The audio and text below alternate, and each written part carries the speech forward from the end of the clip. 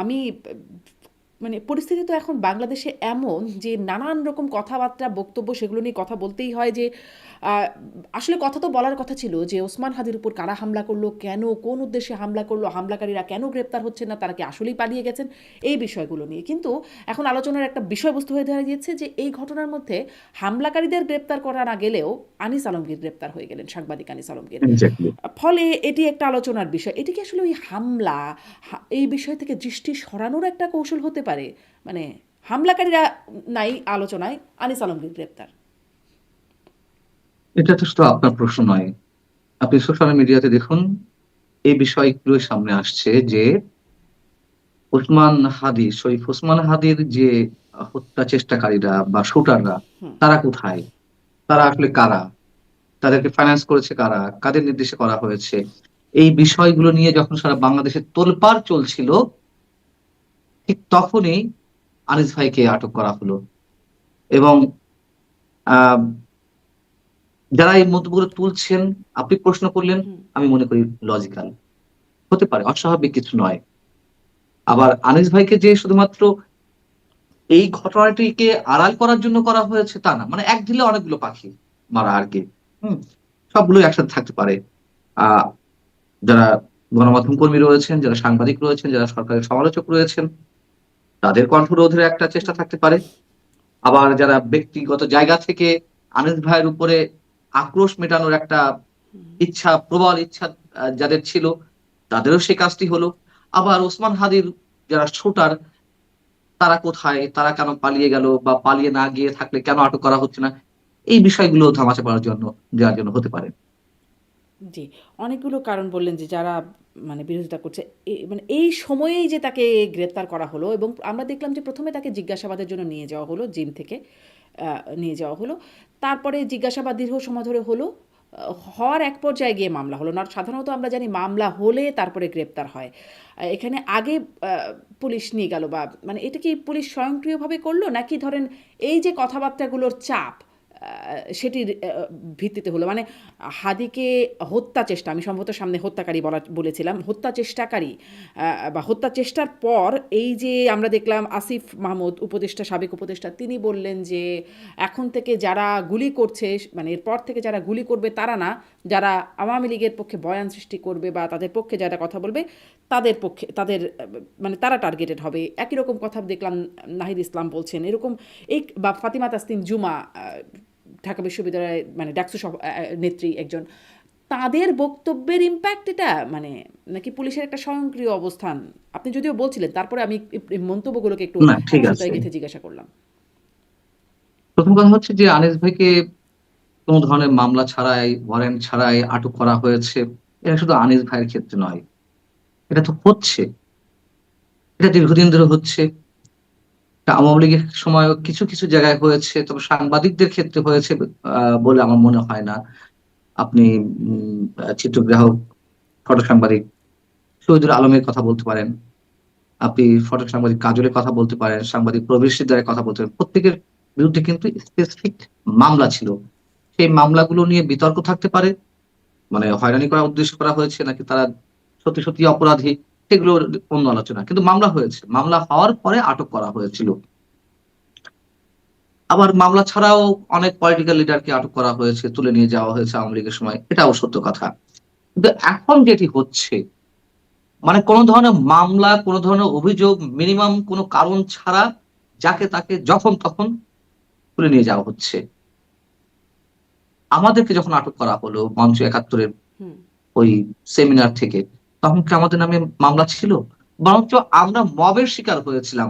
আনিস ভাইয়ের কপাল এদিক থেকে ভালো যে তিনি মবের শিকার হননি। হুম। আমরা মবের শিকার হয়েছিলাম, চোখের সামনে মুক্তিযোদ্ধাদেরকে রক্তাক্ত করা হলো, লাঞ্ছিত করা হলো, এবং একটা হরিবল সিচুয়েশন তৈরি করা হলো। আমি নিজে ফোন দিয়েছিলাম তো পুলিশকে, 999-এ।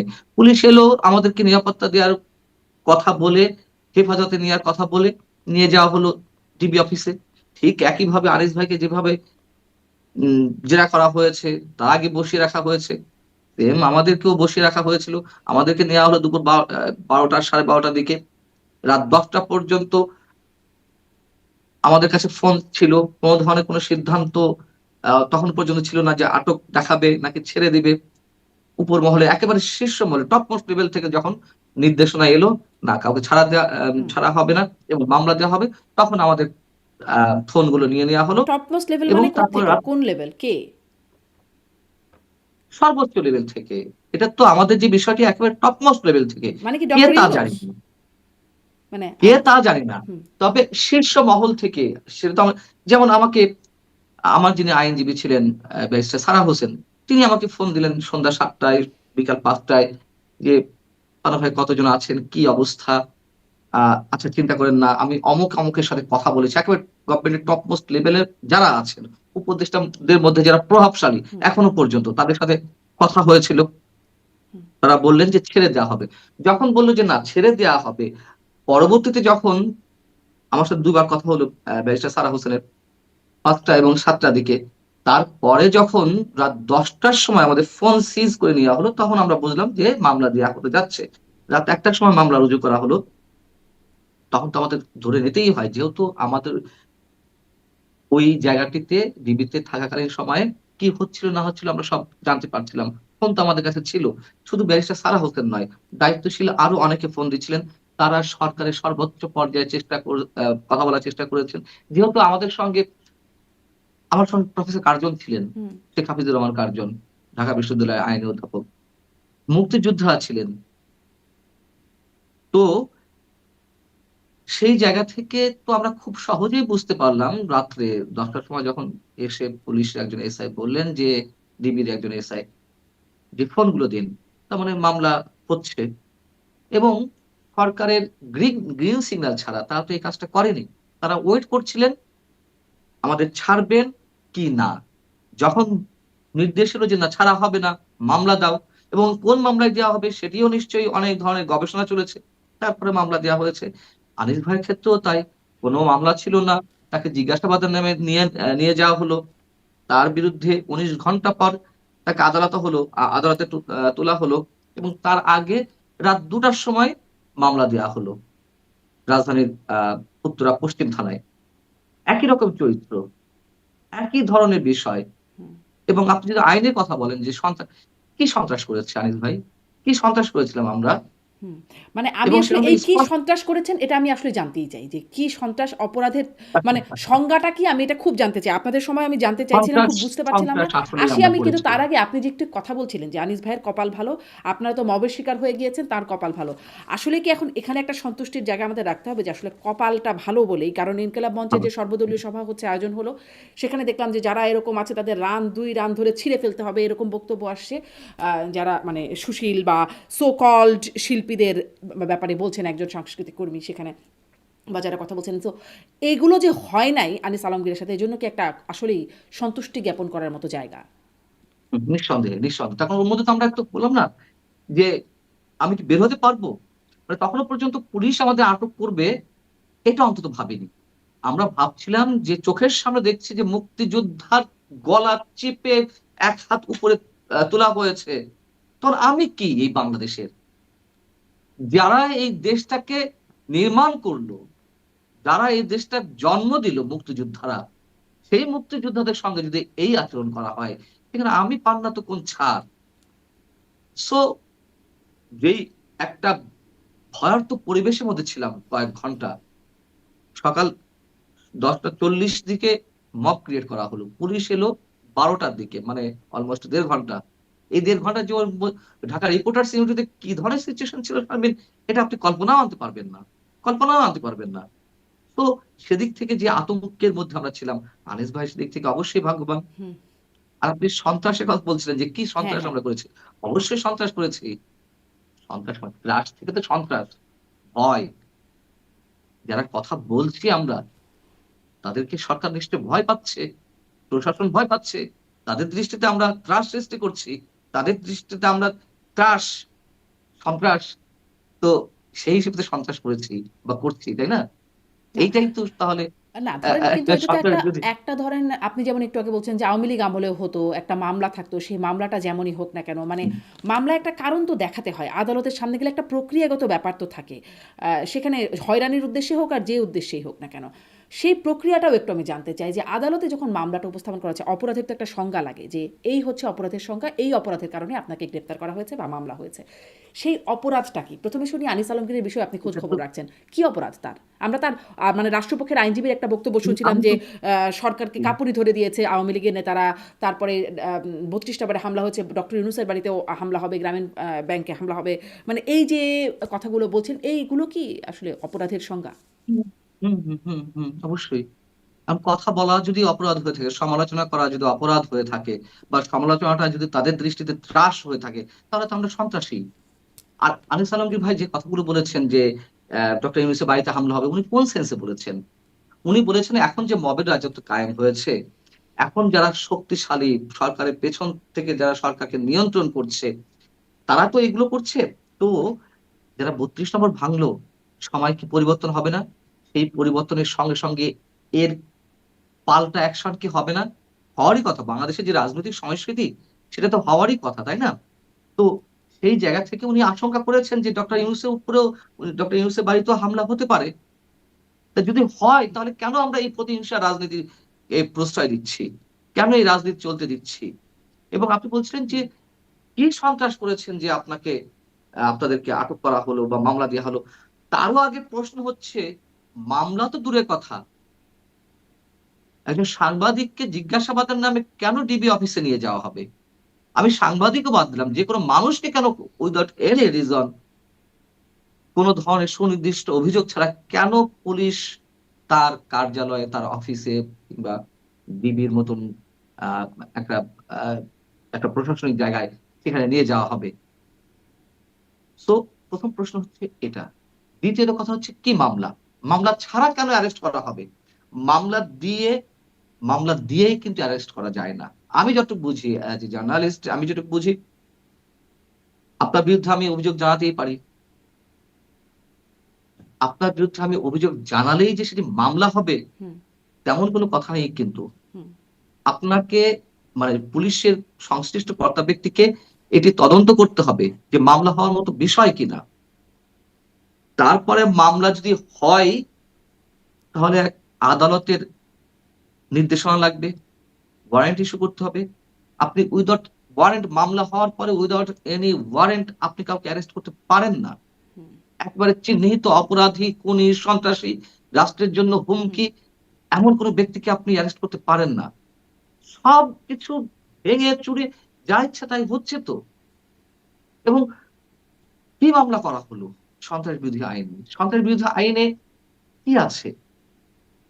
কাকে সন্ত্রাস বিরোধী আইনে দেয়া হবে? এটা তো আওয়ামী লীগের সময় তৈরি, এই আইনটি তৈরি করার সময় তো আমরা বিরোধিতা করেছিলাম। আচ্ছা, তারপরেও ধরে নিলাম যে আইনি মোতাবেক আটক করা হবে। সন্ত্রাস বিরোধী আইনের ধারাতে তো একথা স্পষ্টভাবে উল্লেখ করা আছে, যদি কোনো ব্যক্তির মাধ্যমে রাষ্ট্রীয় সম্পদ ক্ষতির সম্মুখীন হয় বা ক্ষতি সাধিত হয়, ওই ব্যক্তিকে এই মামলায় আ আ কি বলা এটাকে? এই মামলায় আসামি করা করা যেতে পারে বা করা হবে। এই তো। তো আমাদের মাধ্যমে বা আমার মাধ্যমে বা আনিস আলমগীর ভাইয়ের মাধ্যমে রাষ্ট্রের কোন সম্পদটা ধ্বংস হয়েছে? এবং দেখুন, খুব মানে মানে কোন খেয়াল ধারায় করে মামলাটা দেখুন, হয়েছে এটা জানাটা জরুরি। কারণ নিষিদ্ধ সত্তার বিষয় প্রচারণা চালালেও বা তার পক্ষে কথা বললেও একটা মামলা হওয়ার সুযোগ আছে এটা বলে দেখছি সাইবার আমরা। অ্যাক্ট এর মধ্যে পড়ে। হুম, আমি সেটাই বলতে চাচ্ছিলাম। তার আগে আপনি নিজেই বিষয়টি খেয়াল করেছেন। সরি। রাজধানীর উত্তরা পশ্চিম থানাতে যে মামলাটি হয়েছে হুম, রোববার রাত ২ টার সময়, এই মামলার কপি তো আমার কাছে আছে। সেখানে কি বলা হয়েছে? আপনি যদি আমাকে সময় দেন, আমি হয়তো বের করে বলতে পারব। যাই হোক, আমি সংক্ষেপেই বলি। জি, সংক্ষেপে সেটি বলুন। হচ্ছে যে সেটি হচ্ছে আপনি যে কথাগুলো বললেন যে আনিস আলমগীর এই বলেছে, সেই হুম, বলেছে, হুম? এটা যদি ভীতির সৃষ্টি করে থাকে, জনমনে আতঙ্কের সৃষ্টি করে থাকে, সেটা সাইবার সিকিউরিটি অ্যাক্টে মামলা হতে পারে। আপনি ধারাগুলো উল্লেখ করলেন সাইবার সিকিউরিটি অ্যাক্টের। হুম, মামলা দিলেন সন্ত্রাস বিরোধী আইনের। এটা কি এর কোন রাজ্যে আছি আমরা? এটা হয়তো আরেকটু আইনি মিনিমাম ব্যাখ্যা জনাব মঞ্জুর আলম পান না। এটি অবশ্য মানে আইনি ব্যাখ্যাটা হয়তো আমি কারো আইনজীবীর সাথেও এই বিষয়ে কথা বলব। কারণ এটার একটা ধারা আমি দেখছিলাম ৯ ধারায় বলা আছে, মানে সন্ত্রাস বিরোধী আইনেরই বলছে যে ৯ এর ২ ধারায় বলছে, যদি কোনো ব্যক্তি কোনো নিষিদ্ধ সত্তার জন্য সমর্থন চাহিয়া অথবা উহার কর্মকাণ্ডকে সক্রিয় করবার উদ্দেশ্যে কোনো সভায় বক্তৃতা করেন অথবা রেডিও, টেলিভিশন অথবা কোনো মুদ্রণ বা ইলেকট্রনিক মাধ্যমে কোনো তথ্য সম্প্রচারণ করেন, তাহা হইলে অপরাধ সংগঠন করবেন। মানে এরকম লেজ ধরে আসলে গ্রেপ্তার করা না, তাহা হইলে অপরাধ সংঘটিত হইল বলিয়া প্রতীয়মান হইবে, যদি তাহাই হয়ে থাকে তাহলে সেটা সাইবার সিকিউরিটি অ্যাক্টের ধারা। এটা তো সন্ত্রাস বিরোধী আইনের ধারাতে নেই। না, এটা আসলে সন্ত্রাস বিরোধী আইনের ৯ ধারায় বলছে।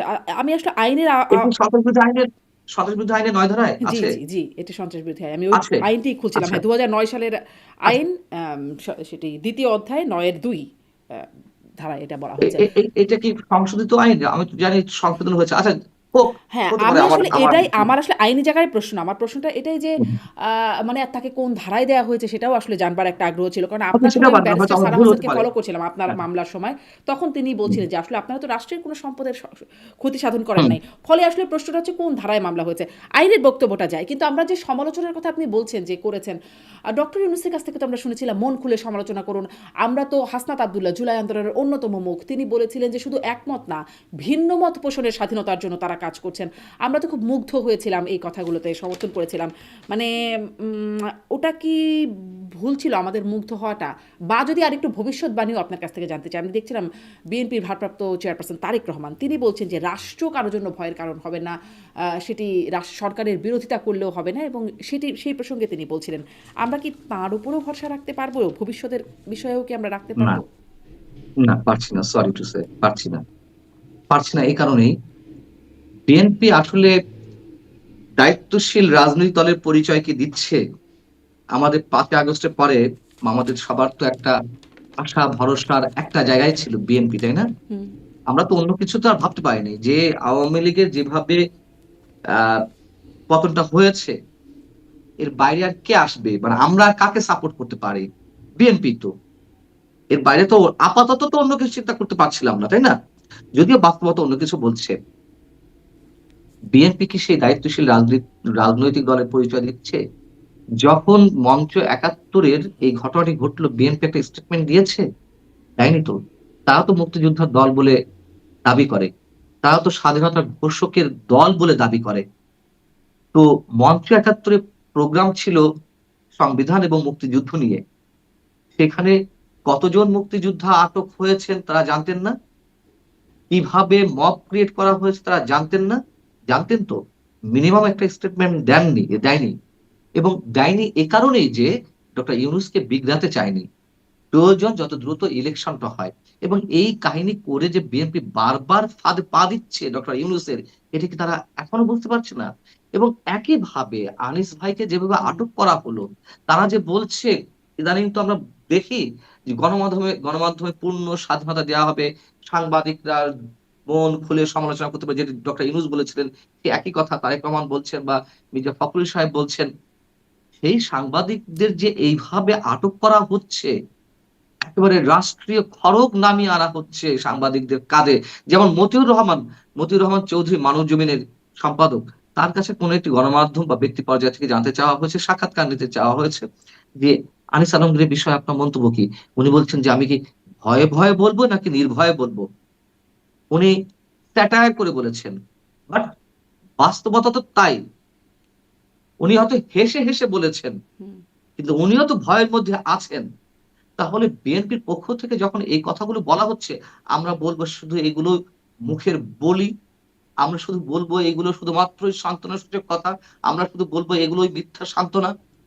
এছাড়া উচিত ছিল না মঞ্চ ৭১ এর সময় একটা মিনিমাম স্টেটমেন্ট দেওয়া, বক্তব্য বা তাদের কথাবার্তা এটি উল্লেখ করা? কেন তাদেরকে এইভাবে আটক করা হলো?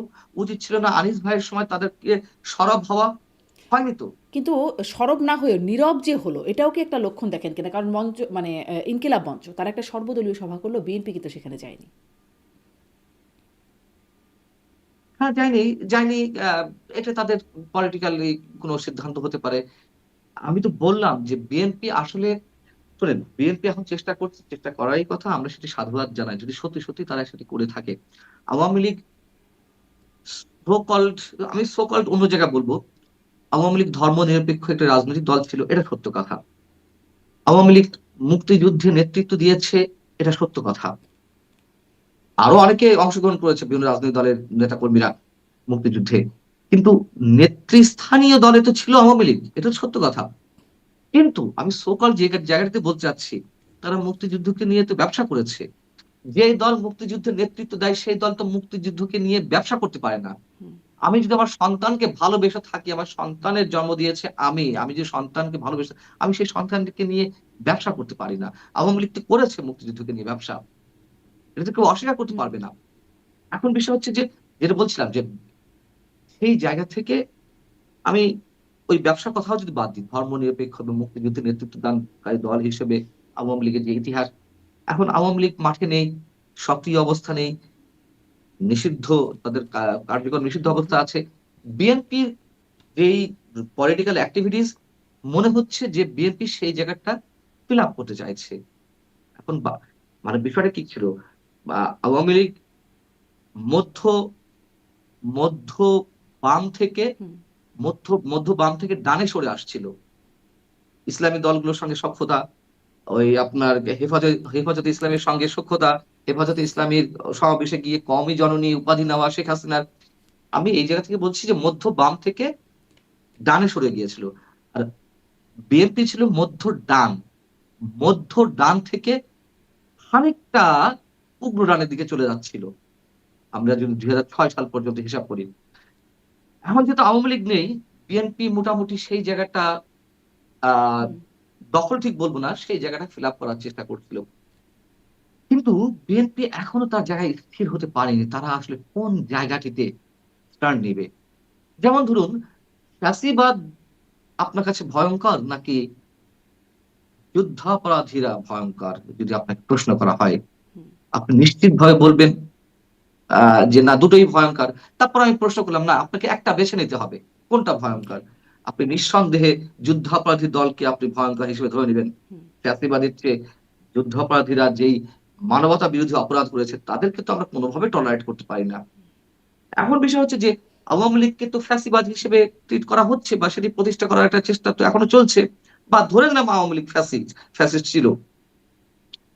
সেই ফ্যাসিস্টের বিরুদ্ধে বারবার ঐক্যের ডাক দেয়া হচ্ছে। ঐক্যের ডাক দিতে গিয়ে কি করা হচ্ছে? আমরা যুদ্ধাপরাধীদের সঙ্গে হাত মিলাচ্ছি।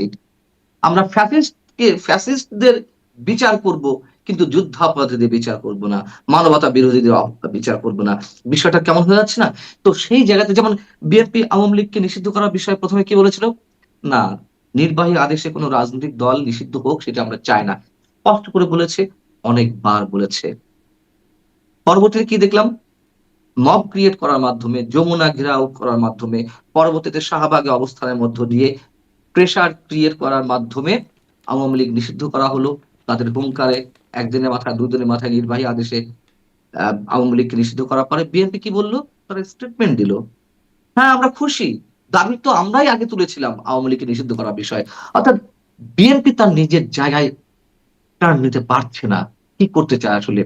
এইজন্য ওই যে ইনকিলাব মঞ্চের সবাই গেল কি না গেল, আনিস ভাইয়ের ক্ষেত্রে বা মঞ্চ ৭১ এর বিষয়ে তারা স্টেটমেন্ট দিবে কি দিবে না। এবং আরো একটা বড় উদাহরণ দিই, যখন হুম, ৩২ নম্বর ভাঙচুর করা হলো বুলডোজার, এই ২০২৫ এর ৫ ফেব্রুয়ারি, একই সঙ্গে সারা দেশের আওয়ামী লীগ নেতাকর্মীদের বাড়িঘর ভাঙচুর করা হচ্ছিল। সেটাও কোনো বিষয় নয়।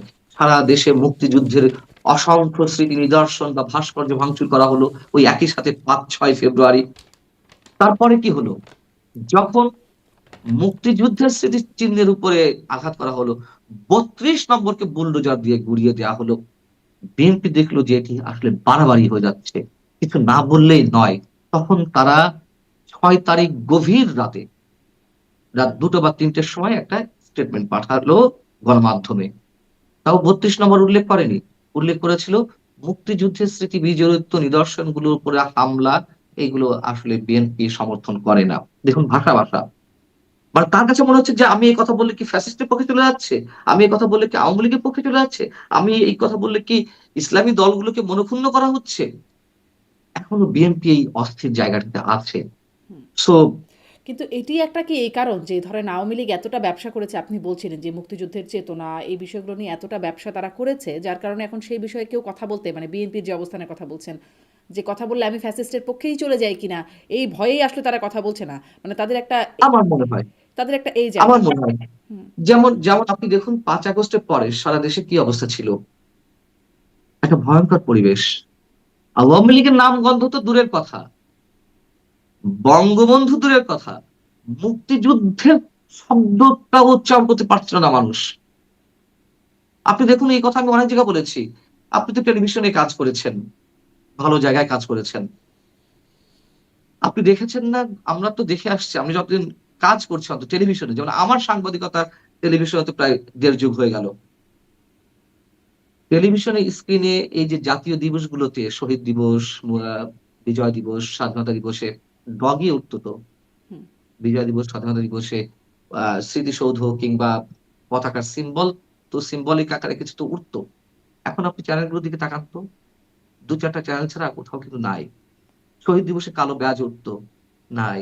পত্রিকাগুলোতে এক কলামে ইতিহাস ভিত্তিক লেখা থাকতো। এখন হাতে গোনা ২-৪ টি পত্রিকা ছাড়া কোথাও নাই। এটি কেন হচ্ছে? ওই যে একটা আতঙ্ক, ওই যে ভয়, ওই যে ৫ আগস্টের পরে মুক্তিযুদ্ধের শব্দটা উচ্চারণ করা যাচ্ছিল না। মুক্তিযোদ্ধারা নিজেরা পরিচয় দিতে সাহস পাচ্ছিল না যে আমি মুক্তিযোদ্ধা। এই ভয়গুলো আস্তে, আস্তে কাটিয়ে উঠেছে। কিন্তু বিএনপি এখনো পর্যন্ত ওই জায়গাতে আমার মনে হয় কোন ফার্ম ডিসিশন এ পৌঁছাতে পারেনি যে তারা আসলে কি করতে চায়। এবং ভারত ইস্যুতে আপনি দেখুন ৫ আগস্টের পরে ভারত ইস্যুতে কখনো বিএনপির কোন নেতা হুঙ্কার ছাড়ছে। আবার কখনো নেতা বলছেন, "না, প্রতিবেশী রাষ্ট্রের সঙ্গে শত্রুতা করে টিকে থাকা সম্ভব নয়।" আমরা তো দেখছি দ্বিমুখী কথাবার্তা। সো ভারত ইস্যুটা আমি এটা আরেকটু বিএনপির জন্য আলাদাভাবে কথা বলতে চাই। কারণ এখন ভারত ইস্যুটা খুব সেনসিটিভ একটা জায়গায় পৌঁছে গেছে। ছিলই, এখন আরো বেশি হয়ে গেছে সম্ভবত। মানে যেই বিষয়টি বলছেন মুক্তিযুদ্ধের বিষয়টা, আমি শুনছিলাম প্রভাবশালী অনলাইন অ্যাক্টিভিস্টরা তারা বলছেন এখন মুক্তিযুদ্ধ শব্দটাই একটা প্রতারণা। মুক্তিযুদ্ধ মানে এই শব্দটাই সঠিক না, সবচেয়ে বিভ্রান্তিকর শব্দ হচ্ছে মুক্তিযুদ্ধ। কে বা বলছে? এটা আমি দেখছিলাম একটু আগে কেবল খেয়াল করছিলাম, কিছুক্ষণ আগে হয়তো ভিডিওটা রিলিজ হয়েছে, পিনাকি ভট্টাচার্যের কথা বলছি। তারপরে তার ওহ! আগে তো দেখলাম যে আরেকজন প্রবাসী অনলাইন অ্যাক্টিভিস্ট সাংবাদিক ইলিয়াস হোসেন তিনি বলছেন যে তখন বীরাঙ্গনাদের সম্পর্কে বেশ বেশ স্ল্যাং ইউস বেশ হচ্ছে। স্ল্যাং কথা বলছেন। মানে আমাদের দেশেও ইব্রাহিম হুজুর বলছেন যে ১৬ ডিসেম্বর সেটি কালো দিবস, ৭১-এর প্রজন্ম সবচেয়ে নিকৃষ্ট প্রজন্ম, এরকম কথা বলা হচ্ছে। ঘৃণিত প্রজন্ম। হ্যাঁ, ঘৃণিত প্রজন্ম। মানে আহ, তখন আসলে কোথাও উস্কে দেওয়া হচ্ছে না, মানে মুক্তিযুদ্ধ বা তার প্রজন্ম তারা আসলে এটা উস্কানি বোধ করছে না, নাকি তাদের এখন আর উস্কানি হবার মতো তারা মানে সেই জায়গায় নাই। উস্কাইছে না আরকি। হ্যাঁ, উস্কিত বিষয় হচ্ছে হচ্ছে না আর কি। হুম। উস্কিত হচ্ছে না। হ্যাঁ, হ্যাঁ। এখন বিষয় হচ্ছে কি, আপনি ২ টো পার্ট সাথে নিয়ে এসেছেন। থ্যাংকস আপনাকে। আপনি না বললেও আমি বিষয়টা নিয়ে আসতাম। ১ম কথা হচ্ছে যে আমি এদের সম্বন্ধে পার্সোনালি কোন কমেন্ট করতে চাই না। একটা শব্দ উচ্চারণ করতে চাই, মানে একজনের বক্তব্যকে আমি কোট করতে চাই। সেটা হচ্ছে সিরাজুল ইসলাম চৌধুরী স্যার। হুম। ঢাকা বিশ্ববিদ্যালয়ের ইংরেজি বিভাগের এমিরেটাস অধ্যাপক। সিরাজুল ইসলাম স্যারের একটা কথা দেখছিলাম আমি। তিনি বলছেন যারা মুক্তিযুদ্ধকে নিয়ে বিকৃত কথাবার্তা তুলছেন তারা মানসিক বিকারগ্রস্ত এবং উন্মাদ। আমি উন্মাদ আর মানসিক বিকারগ্রস্ত ব্যক্তিদের নিয়ে কোন কথা বলতে চাই না। তবে হ্যাঁ, প্রতিবাদ হবে না? অবশ্যই প্রতিবাদ হবে। অবশ্যই প্রতিবাদ হবে। আমার মাকে যদি কেউ আমার সামনে দাঁড়িয়ে স্ল্যাং ইউস করে, আমি যতই ধরে নেই যে ব্যক্তিটি উন্মাদ, মানসিক বিকারগ্রস্ত, তারপরেও তো কিছু না বলে পারব না। আমার দেশ, আমার মা, আমার মাটিকে নিয়ে কথা বলবে। আমরা চুপ করে থাকবো। কিন্তু চুপ করে তো আছে, আপনি যাদের কথা বললেন, যে তারা আর উস্কিত হচ্ছে না। তারা তাদের আ মানে ধমনীতে রক্তের প্রবাহ তারা উপলব্ধি করছে না। ১৫.৫ বছর আওয়ামী লীগের ১৫.৫ বছর যারা মুক্তিযুদ্ধের কথা বলতে মুখে ফেনা তুলে ফেলেছে। যারা বড় বুলি আওড়াতেন, যারা সরকারের উচ্ছিষ্ট খেয়ে ফুলে ফেঁপে উঠেছিল, তারা কোথায় আজকে? আওয়ামী লীগের সময় যারা আমাদেরকে দালাল, বিএনপি জামাতের দালাল বলেছিল, হাতে গোনা কয়েকজন মানুষ আমাদেরকে কথা বলতে হচ্ছে। তারা কোথায়? সময় যখন উর্বর তখন তো সবাই একই কথা বলবে। সবাই পক্ষে বলবে। এখন তো দুঃসময়, এখন গাঢ় অন্ধকার। এখন আমার অস্তিত্বের সংকট, সে মানুষগুলো কোথায়? হুম। আওয়ামী বুদ্ধিজীবীরা কোথায়?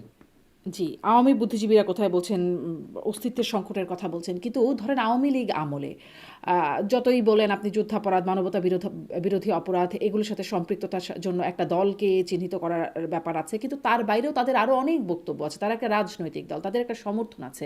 ছোট একটা জনসমর্থন বা বড় একটা জনসমর্থন, যেমনই সমর্থক হোক, আমি জামাত ইসলামের কথা বলছি। তারা যে আওয়ামী লীগ আমলে কোথাও কথা বলবার সুযোগ পেল না, কোনো গণমাধ্যমে আসতে পারলো না, কোনো টক শোতে কখনো প্রতিনিধিত্ব করলো না, মানে সেটাও কি একটা উচিত ব্যাপার ছিল? মানে তারা একটা রাজনৈতিক দল তো দেশে। নিশ্চয়ই না, নিশ্চয়ই না, নিশ্চয়ই না। তবে আপনি যখন টকশোর কথা বলেছেন, কি বলেন আপনি?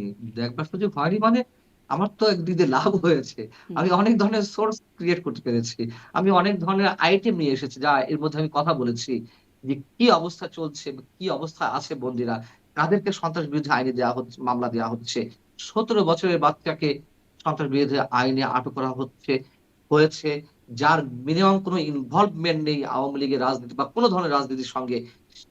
এসএসসি পরীক্ষার্থী, একজন ফেরিওয়ালা, পোশাক বিক্রি করে। মানে গার্মেন্টস এর যে পরিত্যক্ত পোশাক সেটি ঢাকা থেকে ফার্মগেট থেকে কিনে নিয়ে ময়মনসিংহে বিক্রি করে।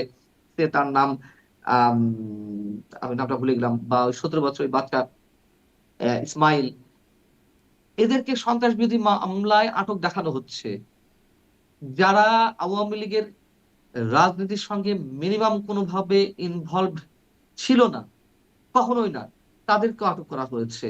সবজি বিক্রেতা, ফুটপাতের হুম, খাবার বিক্রেতা, এদেরকে আটক করা হয়েছে। এদেরকে আটক করে রেখে দেওয়া হচ্ছে যে অমুক ওয়ার্ডের সহ-সভাপতি, অমুক ওয়ার্ডের আওয়ামী লীগের দপ্তর সম্পাদক, অমুক ওয়ার্ডের ছাত্রলীগের, অমুক থানার ছাত্রলীগের জয়েন্ট সেক্রেটারি, সেন্ট্রালের সাংগঠনিক সম্পাদক পর্যন্ত দেখানো হচ্ছে।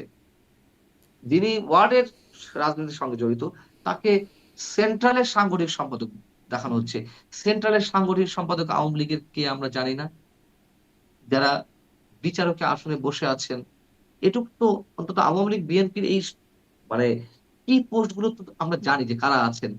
কিন্তু যখন লিখে দেওয়া হচ্ছে পুলিশের নথিপত্রে, মামলায়, সে শারমিন চৌধুরী ছাত্রলীগের সেন্ট্রাল কমিটির সহ-সভাপতি। শারমিন চৌধুরীকে সবাই চেনে। তিনি একজন সাংবাদিক। কিন্তু কোনভাবে ধরে আপনাকে লিখে দেওয়া হলো। তখন মনে করেন যে আমি জাজ। আমি ওইটা দেখার পরে আর কি কোন জাজমেন্ট এর জায়গা থাকে? যে আমি তাকে ছাড়বো না ধরবো? লেখা তো রয়েছে সাংগঠনিক সম্পাদক। ও বাবা! তাই তো? না একে তো জামিন দেয়া যাবে না। হুম। এই বিষয়গুলো ঘটছে এবং, না, কিন্তু কিন্তু প্রশ্ন তো এবং আছে, সাংগঠনিক সম্পাদক হলেই কি তার বিরুদ্ধে অভিযোগটা কি সকল, মানে আওয়ামী লীগ? ফ্যাসিস্ট, হ্যাঁ, ফ্যাসিস্ট। আমার কাছে খুব অবাক লাগে, মানে আইনের তো একটা অপরাধের তো একটা ধারা লাগে, অপরাধের তো একটা সংজ্ঞা লাগে। ধরেন ফ্যাসিস্ট, এটা কোন অপরাধ, মানে পেনাল কোডের কোন ধারা আছে যে তাদেরকে গ্রেপ্তার করতে হবে, তাদের বিরুদ্ধে মামলা করা যাবে? আদালত তো কনভিন্স হতে হবে না। আমি একজন নোবেল আইনের বিজয়ী ছাত্রী অধ্যাপক, হিসেবে আমার খুব কৌতূহল জাগে জানতে।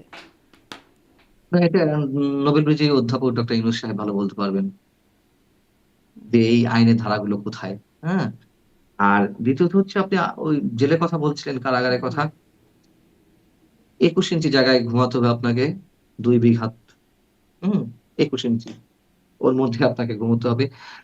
এগুলো লট অফ থিংস, এগুলো বলে শেষ করা যাবে না শারমিন। আ আমি যেদিন বের হই ১২ই নভেম্বর কাশিমপুর কারাগার থেকে, কাশিমপুর কারাগারে ধারণ ক্ষমতা যে কটা সেল বা বিল্ডিং আছে, হোল কাশিমপুর এক গারে মানে ওখানে তো ৩ টা বা ৪ টা কারাগার। কাশিমপুর 1 এ ৫৪৮ জন বন্দির ধারণ ক্ষমতা হুম, সম্পন্ন। আমি যেদিন বের হই সেদিন 2000 প্লাস, অর্থাৎ ৪ গুণ প্রায়। ৪ গুণ মানুষ আ ৫৪৮ জনের জায়গায়। আপনি বুঝতে পারছেন কি অবস্থা? আর এমনি কারাগারের এই বিষয়গুলো বাদে আরো নানান ধরনের যে সংকট, এগুলো অবশ্য সবসময় ছিল, এখনো আছে। কিন্তু অন্যান্য যে বিষয়গুলো যা ঘটছে এখন, যেমন ধরুন ডিটেনশন। ডিটেনশনের আইনটা কোত্থেকে আসছে? মানে এখন কেন প্রয়োগ হুম, করা হচ্ছে? এটা তো আওয়ামী লীগের ১৫.৫ বছরে প্রয়োগ করা হয়নি। এটা একটা কালো কানুন। এটা সেই ভারতের আন্দামান দ্বীপপুঞ্জে যেই তখনকার বিপ্লবীদের পাঠিয়ে দেওয়া হতো। হুম, মানে একটা ঘরের মধ্যে আপনাকে সারা মাসের পর মাস থাকতে হবে। মাঝখানে দিনের কোনো এক সময়ে ০.৫ ঘন্টা ছাড়া হয়। ০.৫ ঘন্টা। আমরা যারা আ বন্দী ছিলাম আমরা আমাদেরকে মুরগির খোপের মধ্যে ঢুকানো হতো সন্ধ্যার সময়, আবার সকাল 7টার সময় বের করা হতো। অন্তত সকাল 7টা থেকে দুপুর 4টা বা বিকাল 4:30 পর্যন্ত বাইরে থাকতে পারতাম। মানে বাইরে মানে ওই গ্রাউন্ডের মধ্যে আর হুম, কম্পাউন্ডের মধ্যে। কিন্তু যাদেরকে ডিটেনশন দেয়া হচ্ছে তাদেরকে এক রুমের মধ্যে একা অথবা ২ জন এরকম ভাবে মাসের পর মাস থাকতে হচ্ছে। আপনি বুঝতে পারছেন যে কতটা মানবতা বিরোধী এরকম একটি ধারায় তাদের যেতে হবে। আমার তো মনে হয় সেই ধরনের কিছু। না হলে এই যে ডক্টর ইউনূস সাহেবই তো কথায়, কথায় যুদ্ধের কথা বলেছেন যে আমাদেরকে প্রস্তুত থাকতে হবে। আমাদেরকে আ মানে আরো অনেক ধরনের মন্তব্য করেছেন। হুম। ১ বার ২ বার না অসংখ্যবার। এগুলো কেন? কেন যে বলা হচ্ছে এটি আপনিও জানেন, আমিও জানি। আমার এই কথার মধ্য দিয়ে অনেকখানি বুঝিয়ে দিয়েছি যে বিশেষ কোনো গোষ্ঠীর দুরভিসন্ধি ভয়ংকর অবস্থায় রয়েছে কিনা। হুম। যদি হয়ে থাকে কিন্তু তো আমাদের সবাইকে পে মানে করতে দিন হবে, তাই শেষে না? নির্বাচন কাজে একটা বড় জায়গা। মানে চিন্তিত হবার অবশ্যই মতো। নির্বাচনের বিকল্প তো নেই। নির্বাচনের বিকল্প নেই। জি। এবং আমি তো বলে রেখেছি এই হুম, নির্বাচনকে কেন্দ্র করে একটা বিশেষ গোষ্ঠী এমন একটা পর্যায়ে গিয়ে বলবে, এমন একটা আনরেস্ট সিচুয়েশন তৈরি করবে যখন সরকারকে দিয়ে বলানো যায় যে না এই অবস্থায় নির্বাচন করা সম্ভব না। জি। এর মধ্যেই আবার সামনে ২৫শে ডিসেম্বর তারেক রহমান বিএনপির ভারপ্রাপ্ত চেয়ারপারসন তাঁরও দেশে ফেরার কথা রয়েছে। সেটিও কি একটা অনিশ্চয়তায় পড়ে যাচ্ছে কিনা? আসবে নাকি? আসার তো কথা ঘোষণা তো দিয়েছেন। এখন আসবেন কিনা সেটাই আচ্ছা আসুক ২৫শে ডিসেম্বর তো আজকে তো বেশি ১৫ দূরে না। তারিখ ১৬ হুম। তারিখ। ৮-৯ দিন ওয়েট করুন। দেখা যাক। আসলেই, মনে হয় না। আসলেই দেখা যাক যে আসলে মানে ঘোষণা দেবার পরেও এই কারণে প্রশ্নটা আবারও জাগছে যে আসলে আসবেন তো? যে পরিস্থিতি দেখা যাচ্ছে নিশ্চয়ই মনে হয় না। মনে হয় না। তারেক রহমান আসবেন বলে মনে হয় না। সেই অনেকেরই আসলে এরকম মনে হচ্ছে। এজন্যই আমি প্রশ্নটা করলাম যে কি হবে? নির্বাচন, তারেক রহমানের দেশে ফেরা সবকিছুই একটা আবারও একটা ধোঁয়াশার মধ্যে চলে আসছে। অনেকটাই নিশ্চিত হয়ে যাওয়া হচ্ছিল তফসিল হওয়ার পরে অনেকেই বলছিলেন এখন তো হয়ে গেছে। অতএব আবার কনফিউশন তৈরি হচ্ছে। সামনে নিশ্চয়ই আবারও কথা হবে। আসলে কি কনফিউশনটা কেটে যাবে নাকি সামনে আরও ঘনীভূত হবে? সেটা নিয়ে নিশ্চয়ই আপনার সাথে আবারও কথা বলার সুযোগ হবে। অনেক ধন্যবাদ মঞ্জুর আলম পান্না। আপনি সময় দিলেন। কথা হলো অনেকক্ষণ আপনার সাথে। অনেক বিষয় নিয়ে আলোচনা ভালো করবার থাকবেন, সুযোগ ভালো হলো। থাকবেন। আপনিও ভালো থাকবেন, নিরাপদে থাকবেন।